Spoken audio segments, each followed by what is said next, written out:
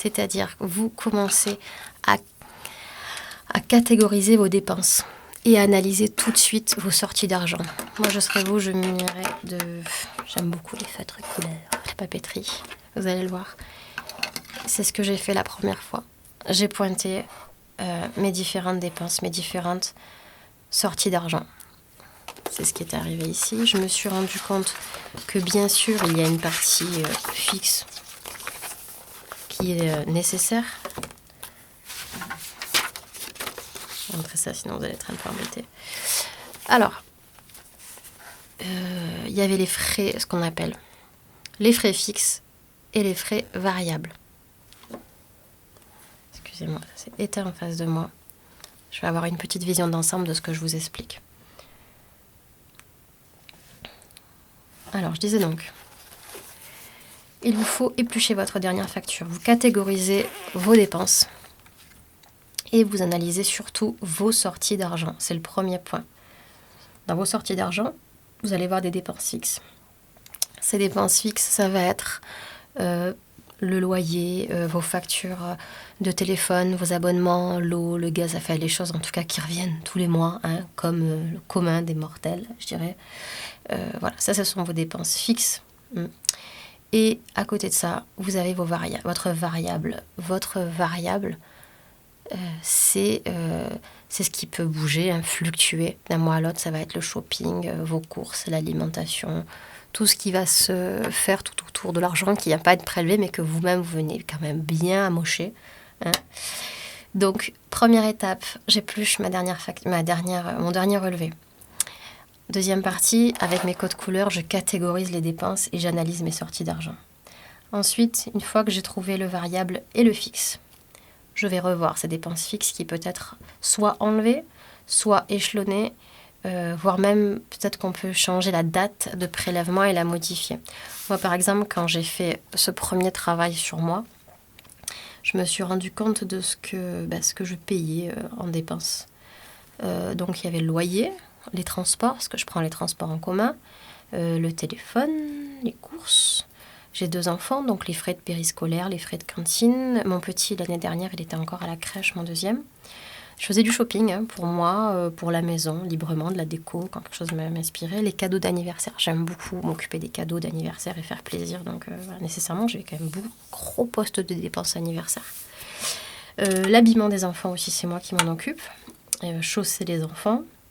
Les frais de cantine aussi, parce que moi-même, je mange à la cantine, on travaille. Aussi les activités extrascolaires. Mon grand fait du tennis, de la musique. Les frais bancaires que ma banque, j'avais chaque mois. Un crédit à rembourser. Et oui, j'avais un petit crédit à la consommation, je tiens à le dire, hein, celui qui fait mal, qui prend beaucoup de temps à rembourser, qui est embêtant, même si au départ, on ne voit pas le mal, on en reparlera. Une assurance auto. Je voyais une diététicienne à l'époque. Ça a marché, c'est super. Et les rendez-vous médecins, pharmacie et aussi vétérinaire que je prenais moi en charge. Uber Eats, les restos, la nourriture, hein, ça c'est sûr. Donc voilà, moi j'ai catégorisé les choses comme ça. Ça ressemblait à ça. Pour n'importe quelle personne, vous aurez forcément, nécessairement des différences. Moi je précise que je suis mariée. Mon mari, il a aussi sa part de loyer. Et lui, il y a beaucoup de choses. Par contre, si vous ne voyez pas apparaître l'eau, le gaz, pas mal de choses comme ça, l'électricité, nos abonnements télé, parce que mon mari, voilà, c'est sa partie à lui qui équilibre la mienne à peu près. On a fait un ratio. Voilà, donc quand je fais mon budget, je vous parlerai essentiellement de ma part à moi, de mon budget à moi. Voilà, d'un point de vue équitable, et ce sont mes chiffres à moi. Donc, on y revient. Là, ce sont les dépenses fixes, je répète. On y revient. Là, ce sont les dépenses fixes qui peuvent être enlevées, échelonnées, et on peut changer les dates à modifier. Je m'étais donné un objectif de 4 mois. Alors là, c'était à ce moment-là, hein, comme je vous le rappelle, moi c'était en mai, la prise de conscience. Donc juin, juillet, août, septembre, j'avais décidé soit, selon ce qui allait se passer dans les mois à venir, d'arrêter, de diminuer, ou parfois les choses, pas le choix, hein, c'est toujours là, le loyer, ça restera là, c'est imputable, voilà. Les transports, et c'est vrai que c'est là, avant d'attaquer vraiment son budget, c'est là qu'on prend un peu le temps de les regarder, ces dépenses fixes. On les regarde vraiment, et on se demande qu'est-ce que je pourrais enlever. Moi, je me suis rendu compte, la crèche allait bientôt s'arrêter, par exemple, facilement, parce que mon fils rentrait en première année de maternelle. La diététicienne, j'étais presque arrivée au bout, mais je continuais pour continuer alors que mon objectif était atteint. Il a fallu aussi apprendre à dire non. Voilà, financièrement, je ne peux pas, ça a un coût, même si pour moi c'est pour ma santé. Je pense que je suis arrivée quand même au bout, donc voilà, j'ai pu retirer ça. J'ai accéléré le remboursement de mon crédit. J'ai pu faire baisser ma facture de téléphone qui était quand même assez élevée, sans que je m'en rende compte.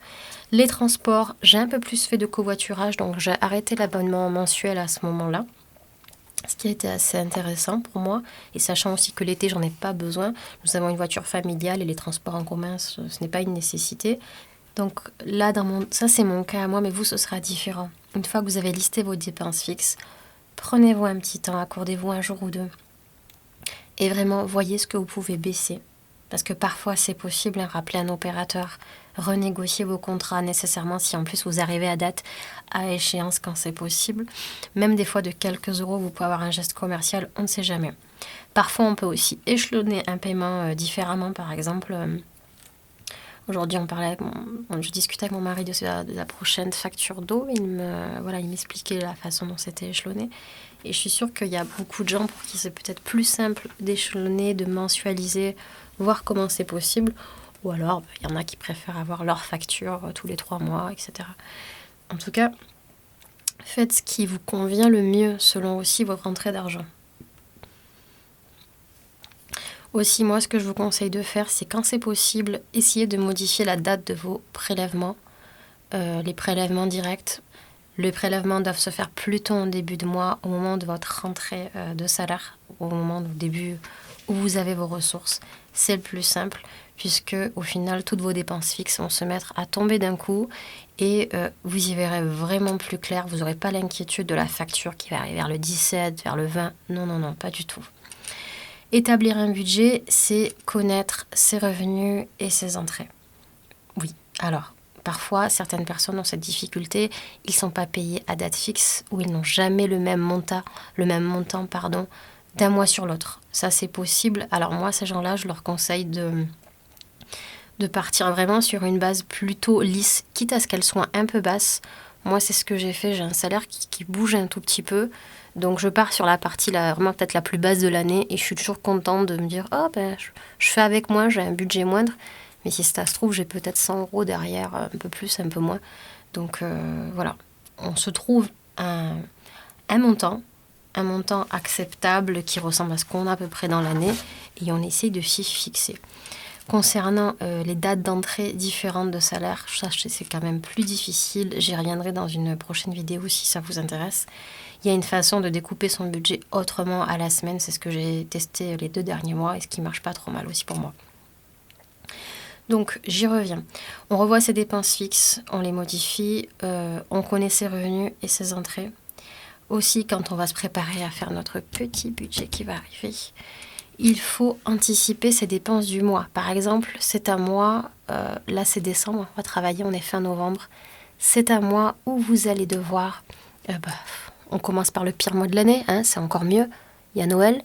Ou par exemple, vous allez devoir réguler votre facture, votre facture d'eau, on en parlait tout à l'heure, votre taxe d'habitation, ce genre de choses. C'est un mois avec une facture qui arrive, un événement, un anniversaire, là les fêtes de fin d'année. En tout cas, si vous n'avez pas pu anticiper, je parle de ça 2-3 mois en arrière, en tout cas ça doit apparaître dans votre budget. Vous savez que là, c'est au moment où il va falloir sortir une partie de votre argent. Vous devez aussi... Dans un 6e point, définir en avance vos priorités. Vos priorités du mois, ça va être... Parce qu'il va falloir parler de l'épargne. Et oui, on n'en fait pas seulement son budget pour savoir on en est où et combien on va pouvoir dépenser quand il y aura les soldes en janvier. Non.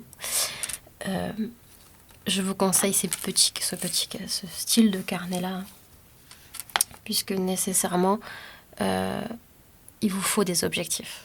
Pour kiffer, pour vraiment apprécier le fait de faire un budget, il vous faut des objectifs. Je vous en parlerai dans une autre vidéo où je vous montrerai. Mon truc, c'est faire des dessins, du coloriage. Il faut un mindset, il faut des choses qui soient motivantes pour vous. Moi, c'est mon cas. Énormément, je suis très visuelle, donc j'en ai besoin.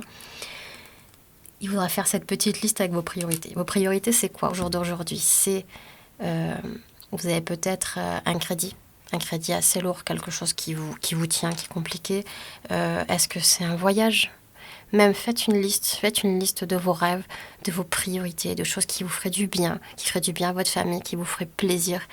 Ou vous dites, dans un an, où je réalise ce rêve, ce voyage, où j'en suis là de mon remboursement et ça me ferait tellement du bien. Donc n'hésitez pas, il faut voir plus loin. Je disais donc, définir en avance ses priorités. Le remboursement de vos dettes ou d'un crédit, un voyage, en tout cas, listez s'il vous plaît vos priorités et vos objectifs parce que ils doivent également apparaître dans ce budget. Ça y est, vous êtes prêts, vous avez épluché votre dernier bulletin mensuel. Alors oui, ça fait mal, c'est là qu'on se rend compte qu'on a dépensé beaucoup trop d'argent en fast-food, en livraison Uber Eats, en soirée, en se faisant plaisir, en faisant trop de cadeaux, en étant dépensier. Mais c'était peut-être le dernier mois, hein, ou au niveau ou le 15 du mois, vous êtes à la rue. C'était peut-être le dernier. Mais en tout cas, le point de départ, c'est là, c'est regarder la vérité en face. Alors oui, ça fait mal, mais c'est ce qui va vous donner l'envie d'avancer. Alors, j'ai établi mon budget à moi pour vous.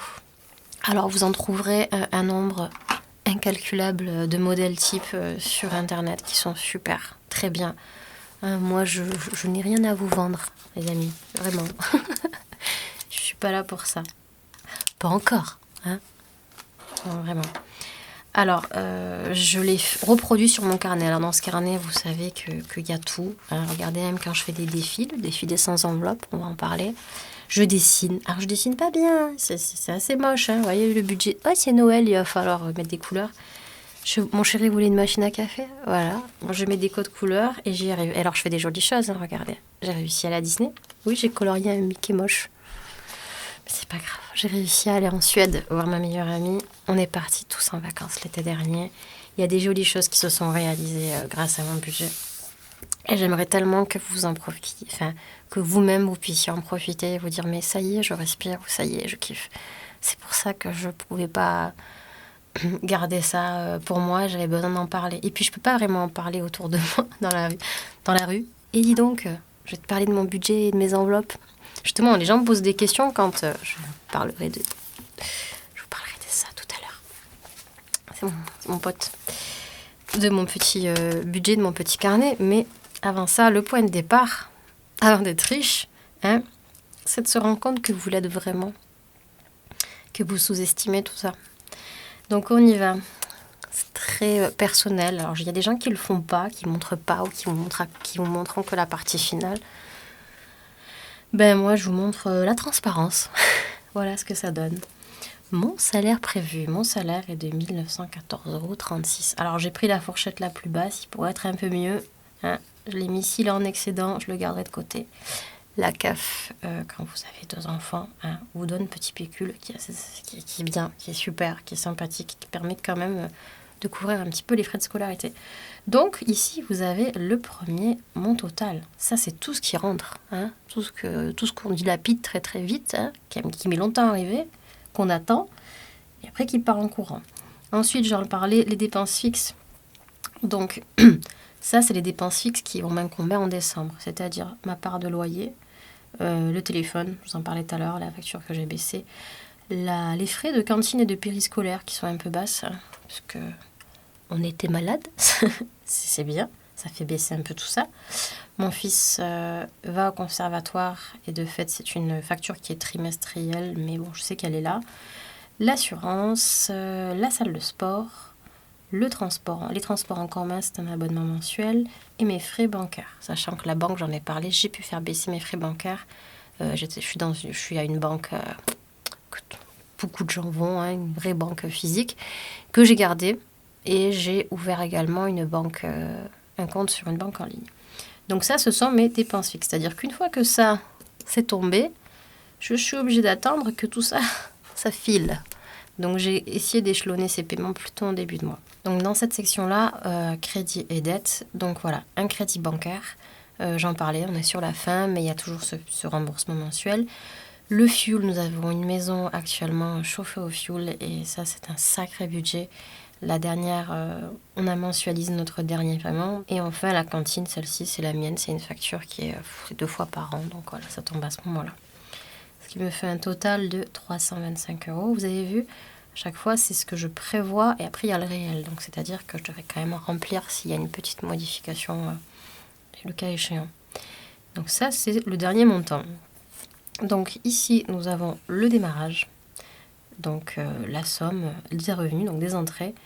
Et on doit atteindre la disparition, de toutes ces parties-là avant de pouvoir établir notre budget variable. C'est le variable que moi je mets en système d'enveloppe. Nous en parlerons tout de suite après. Et la partie épargne. Épargne, et oui, quand on fait son budget, il faut toujours penser à l'épargne. D'ailleurs, l'épargne, c'est ce qu'on se verse en premier. Et oui, on a sa paye, on se paye d'abord soi. C'est la règle numéro 1 en gestion budgétaire.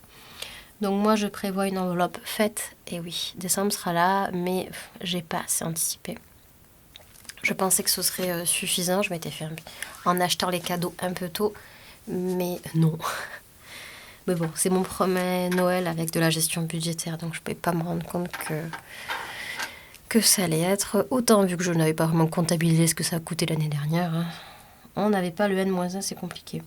Donc une enveloppe faite, l'avance du remboursement, quand j'ai toujours un peu plus, ce que je fais, c'est que j'avance un petit peu, j'anticipe mon remboursement, mon crédit bancaire. L'objectif de m'acheter une voiture, j'ai mis le restant, je comptais mettre que 50 €. Mais comme mon variable est arrivé à 648,43 €, autant les mettre par virement. Même un montant avec les centimes à la virgule, il ne faut pas s'en inquiéter. On préfère les mettre plutôt en épargne. Et le défi des 100 enveloppes que je vous ai montré tout à l'heure dans mon cahier, je fais un petit choisis une somme au hasard. Là, c'est tombé sur 20 et j'en fais le virement. Donc l'épargne du mois qui devra partir en virement, hormis l'enveloppe faite que je vais faire moitié virement, moitié espèce, ce sera 308,43 €. Donc vous prenez votre total de revenus, vous enlevez les dépenses fixes, l'épargne et la somme pour le crédit et les dettes, et vous obtenez votre budget variable. Avant ça, avant de connaître son budget, c'est la partie où vous imaginiez avoir votre salaire là-dedans. Non, votre salaire, il part là, avant. Ce qui vous reste, ce sont les dépenses variables. Alors, l'alimentation pour ce mois de décembre, j'ai prévu 280 € sur les 560 du budget familial. 560 parce qu'en fait, on est deux, mon chéri paye sa part, donc moi, je sais que je dois payer 280 €. Cet argent-là, il est en virtuel. J'ai testé en enveloppe. Je ne fais pas toujours mes courses. Très honnêtement, je n'ai pas le temps de faire mes courses en espèces, alors que c'est le plus économique, je sais. Mais j'ai trouvé la solution. Donc, en virtuel, chez Leclerc Drive, c'est là où j'ai vraiment fait les plus belles économies. Ça se passe très bien. Mes budgets, mes menus en avance sont mieux équilibrés. Je ferai une petite vidéo sur le sujet si ça vous intéresse. Je dois garder 30 € en espèces. C'est vraiment si je fais une partie dans le mois 1 à 2 fois. Le marché, ça me suffira. Pour ce qui est fruits et légumes. Ensuite, en shopping, ce mois-ci, j'ai budgété 30 € seulement. Alors, je vous le dirai un peu plus tard. Moi, j'achète très souvent mes affaires en seconde main, mes vêtements en seconde main. Donc, 30 € ce mois-ci, c'est vraiment pour que mon fils aîné, il ait une jolie tenue du réveillon, une chemise. Voilà, c'est vraiment plus pour lui, pour qu'il ait un haut sympa. Restaurant. Alors, nous, c'est le gros sujet.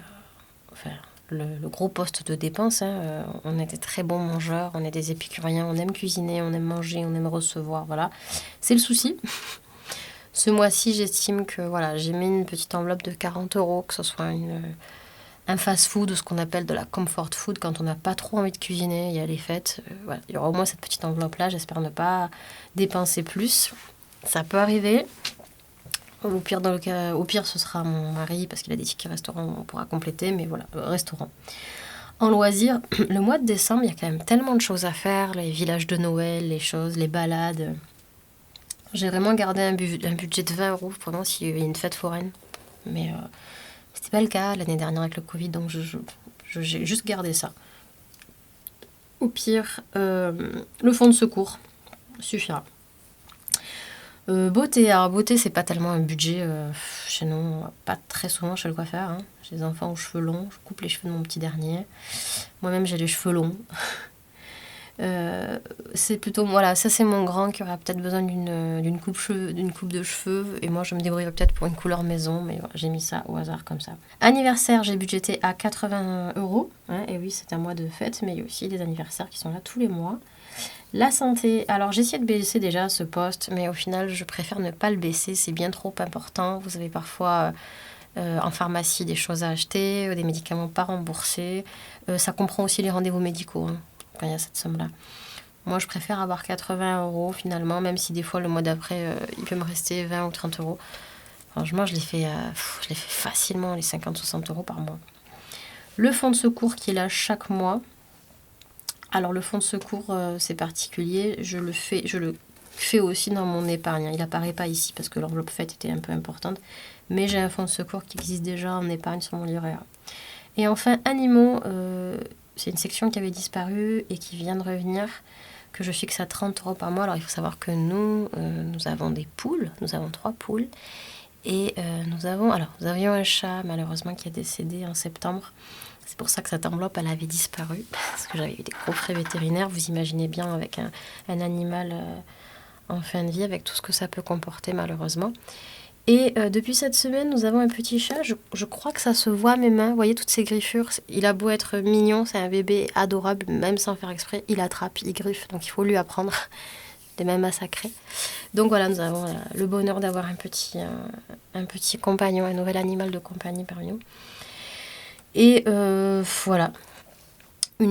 Alors, c'est pas une enveloppe où il y aura ses croquettes ou sa nourriture, hein, parce que l'alimentation, les animaux, chez moi, c'est comme mes enfants. C'est ici. C'est plus pour commencer à se faire une petite réserve d'urgence pour les rendez-vous vétérinaires. Alors, lui, il a déjà vu le vétérinaire, mais dans quelques mois, viendra la stérilisation, mettre une puce, enfin, tout ce qu'incombe, les responsabilités qu'incombe un animal de compagnie, ce qui est naturel. Je pense pas qu'une mutuelle... j'ai jamais tellement cru à la mutuelle pour les animaux, surtout quand c'est pas des chats de race ou autre. Donc je préfère avoir une enveloppe, peut-être qui grossira d'ailleurs. Je sais pas ce que vous en pensez, moi je me commence à me dire qu'il faut peut-être partir sur du 50 €, mais bon, c'est ce que j'avais budgété et j'estime que s'il y a une grosse opération, quelque chose d'important qui doit arriver, je paye ça comme un imprévu. C'est pas les 80 € qui sont là en avance, on le sait, ça peut coûter encore plus cher que ça. Pour l'instant, ça va démarrer comme ça. Donc voilà, ces dépenses variables, ça va être pour nous, moi, en décembre, 640 €. Et en fait, qu'est-ce qui nous reste ? Eh bien, rien. C'est la méthode du budget zéro. Vous ne devez pas avoir... Enfin, à moins de vouloir éviter le découvert, je comprends, avoir toujours un minimum sur votre compte, hein, mais de cet argent qui est rentré, il ne doit rien vous rester. Et s'il vous reste, c'est de l'épargne ou ça sert pour le mois suivant, tout simplement. Donc moi, j'ai tout testé, hein, c'est-à-dire avec le système des enveloppes. Si vous demandez encore ce que c'est, vous avez énormément de vidéos qui en parlent sur Internet. Je peux faire un petit rappel si vous voulez. De toute façon, vous allez bientôt me voir faire comme tout le monde mon petit remplissage d'enveloppe. Je vais vous en parler juste après dans une deuxième vidéo. Donc voilà, ces catégories-là, hormis celles-ci qui vont être en virtuel, donc vous avez 390 €, c'est ce qu'il y a ici et là, vont apparaître dans ce petit classeur avec des enveloppes. Le premier. Et je vais me forcer à tout payer en espèces. Alors oui, c'est peut-être plus embêtant pour plein de gens, surtout maintenant, on est passé aux cartes, au sans contact, la carte bleue, on vous encourage vraiment à dématérialiser votre argent. Mais non, c'est ça qui fait toute la beauté du geste, c'est que c'est pas évident. Et l'acte d'achat ne se fait pas dans la facilité. On voit l'argent partir, on sait où ça va. Et alors c'est une technique qui est vieille comme... c'est une très vieille technique. Il y a des grands-mères qui faisaient ça encore. Faut le savoir au siècle dernier. Bon, c'était des petites enveloppes papier. On n'était pas à l'ère du... n'est-ce pas, de la beauté... de choses beaucoup plus jolies en termes de papeterie et autres. Mais ce système-là, le bas de laine dont parlaient nos grands-mères, c'est exactement le principe. On n'a rien inventé, on a juste ressorti un modèle. Quand vous savez précisément ce que vous avez à dépenser, par exemple dans cette catégorie, je sais pas, n'importe laquelle, le shopping, j'ai 30 € et c'est tout, j'ai pas plus. Alors, elle me dit oui, mais imagine que tu aies quelque chose à acheter, une urgence en shopping, hein. Oui, on a tous eu un truc comme ça, une robe, une paire de chaussures craquantes, ou ce soir, j'ai the soirée. Franchement, il y a mille et une façons de faire et de procéder. Il n'y a pas vraiment d'obligation, j'ai envie de vous dire. Et en fin novembre, les soldes, ce sera en janvier, on peut peut-être se tenir un minimum. Bon, en tout cas, là n'est pas la question. J'ai 30 euros dans mon enveloppe, je ne partirai pas, je ne ferai pas autre chose avec... Il se trouve que, si ça se trouve, je dépensais que 15 euros dans cette partie, cette section shopping. Eh bien, les 15 autres euros, figurez-vous, eh ben, je ne les aurais pas dépensés et ils seront en épargne, ils seront pour moi. Et c'est ça qui est super important avec cette méthode. Je vous parle des enveloppes tout de suite ou on termine sur le budget? On va terminer sur le budget. Donc voilà, votre budget mensuel, que ce soit celui-ci, que ce soit un fichier Excel, que ce soit simplement sur une feuille de papier, c'est à vous de voir, c'est à vous de le gérer. Moi, ce que j'ai fait jusqu'à présent, bien sûr, je ne suis pas la pionnière. Je remercie la petite budgéteuse Anna, entre autres, et surtout dans la partie français, c'est merveilleux. Donc moi, j'ai fait cette chose-là depuis juillet, vous voyez, où j'ai établi mon budget mensuel, mon budget tous les mois, mon budget de décembre. Il est aussi dans cette section-là. Mais c'est vrai que c'est un premier brouillon, c'est un premier jet qui est là. Et vous voyez, là, il y a janvier, mais tout est prêt jusqu'au mois de mai prochain. Ça, c'est un petit porte-vue où vous les voyez toutes ensemble. Et vous voyez, je vous montre un mois qui est passé. Par exemple, quand une dépense arrive, je sais qu'elle est déjà passée, je la surligne. J'écris le réel quand le réel, il doit être là. Voilà, parfois le réel c'était ça, c'était un peu plus, c'était un peu moins. En général, les dépenses fixes, non. Ça peut bouger. Il se peut qu'au final, ça m'est déjà arrivé, je n'ai pas envie d'être à découvert du tout, mais j'ai eu des besoins. Je suis allée piocher dans... c'est pas une épargne qui est close, parce que j'ai un livret A et des comptes titres sur Boursorama. Je suis allée récupérer 100 euros par-ci, etc. parce que j'ai eu des imprévus. Et oui, c'est tout l'intérêt de créer, j'en parlerai dans une autre vidéo, de créer d'abord un fonds de secours. Le fonds de secours, c'est essentiel, puisque les imprévus, on a beau essayer d'anticiper, comme je l'ai dit tout à l'heure. Là, il y a les fêtes, là, il va y avoir des anniversaires, il y a des choses qu'on ne pourra pas prévoir.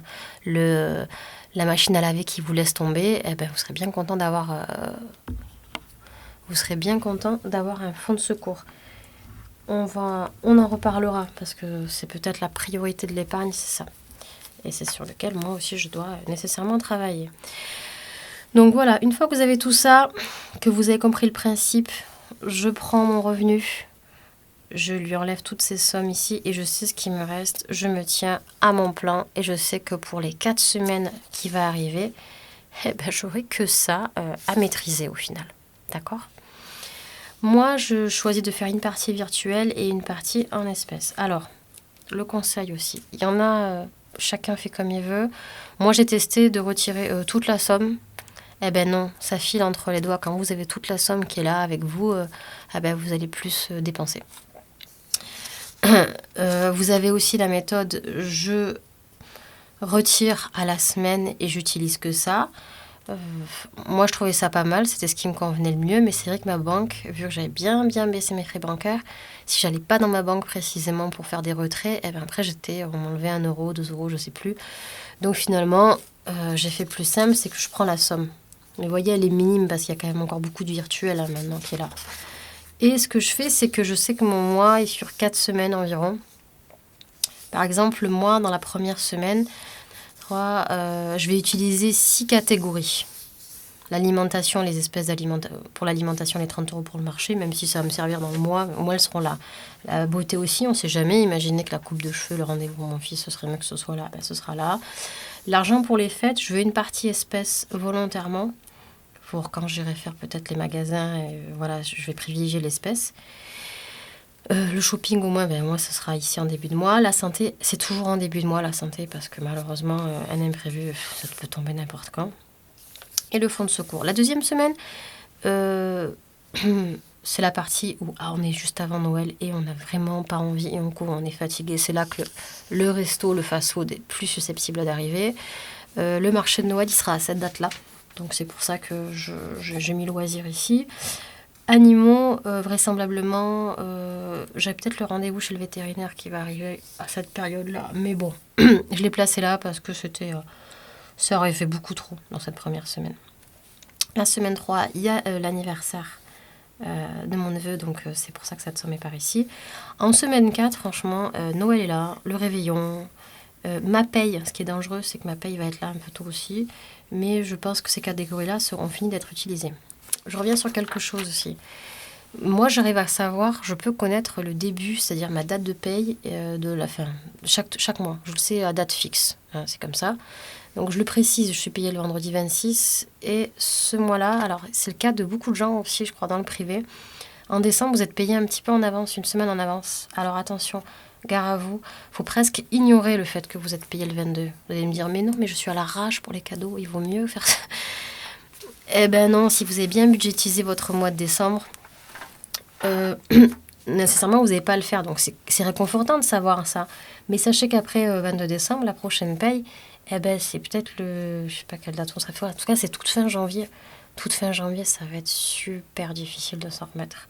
Et vous allez vous traîner des dettes, vous allez creuser des découvertes à cause de ça pour une petite semaine de juin en décembre où vous allez avoir trop envie de dépenser. Les magasins, ils sont blindés, surtout la dernière semaine. Il n'y a plus d'offres. Mais vous sentez le couteau à la gorge le couteau à la gorge pour dépenser et c'est ce qu'il faut vraiment essayer d'éviter.